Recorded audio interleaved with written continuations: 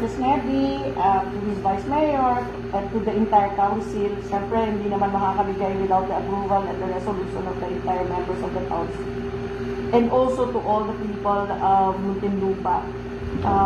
Maraming salamat po sa tulong nyo.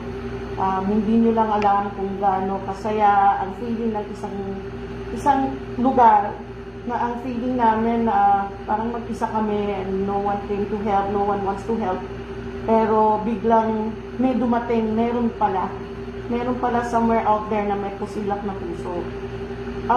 We're sure for a fact that some of the people will never understand the reason behind bakit tumutulong ang isang city to another city.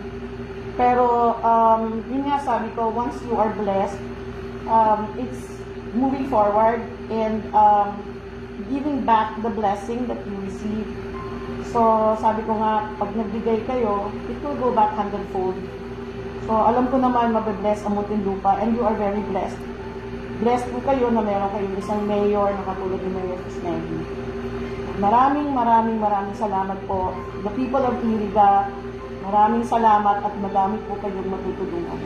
Salamat po.